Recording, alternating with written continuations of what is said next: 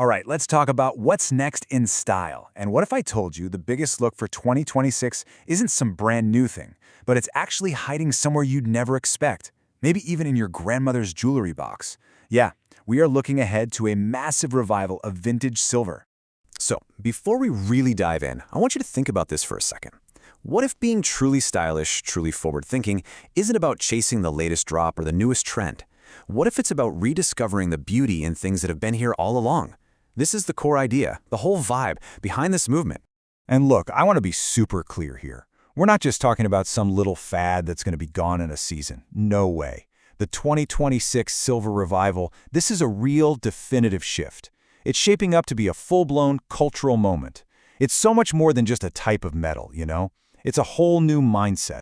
Okay, so what do we even mean when we say vintage revival? Well, think of it like this. It's the art of taking these amazing historical designs, all those aesthetics from the past, and just breathing new life into them for right now, for our wardrobes. We're talking about pieces that feel like they've lived a life, you know? They have a soul, they have a story to tell. So, how does this whole revival actually work? What's the secret sauce? Well, at its heart, it's all about a really cool, really specific formula. It's this blend of two totally different ideas that come together to create something brand new. And here it is. This is the DNA of the whole thing, blending old-world charm with modern style. See, this isn't about just digging up an antique and wearing it. It's about creating a conversation, a real back and forth between the past and the present. And this is where it gets really interesting, how it all breaks down visually. On one side, you've got that old-world charm, you know, the super intricate engraving, delicate filigree, all those sentimental little details. Then, on the other side, you have modern style, sleek silhouettes, bold, asymmetrical designs, and minimalist settings. The absolute magic happens when these two worlds collide. Just picture it, a classic, beautifully engraved locket, but it's hanging on this sharp, modern, asymmetrical chain. That is the revival in action. Okay, so we get the theory right, but what does this actually look like when you put it on? Let's get practical. Let's break down some of the key looks, the archetypes of this new vintage elegance. First up, a perfect example, the reimagined locket. Now, this isn't necessarily your grandma's locket, although, hey, it could be, but it's styled in a completely fresh way.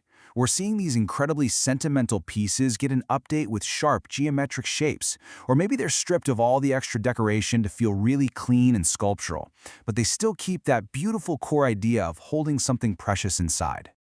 Next up, we have the sculptural chain, and this is a huge one. For literally years, the silver chain was just, you know, the thing you hung a pendant on.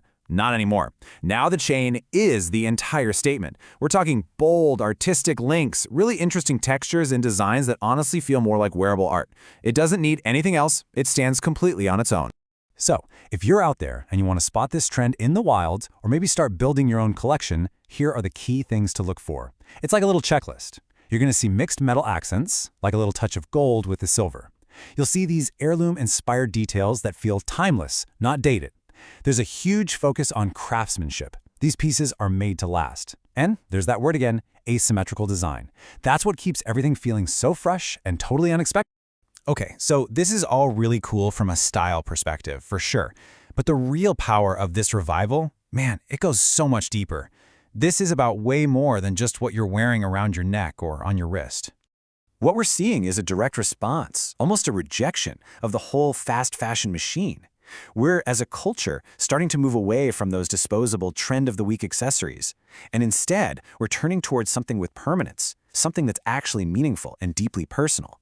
It's kind of like an antidote to the endless scrolling and the digital noise, you know? It's a craving for something real, something tangible that you can actually hold. And this big shift, it's really being pushed by three major cultural drivers. First up is sustainability. I mean, choosing a pre-loved piece or something that's incredibly well made, it's not just better for the planet, it just feels smarter, especially now. Second, authenticity. In a world that's so full of filters and AI, we are all craving things that feel real, things that have a genuine story. And finally, individuality. This is all about moving beyond mass-produced stuff and curating a personal collection that says something unique about you, not just buying what everyone else has. So, if you take one thing away from this, let it be this.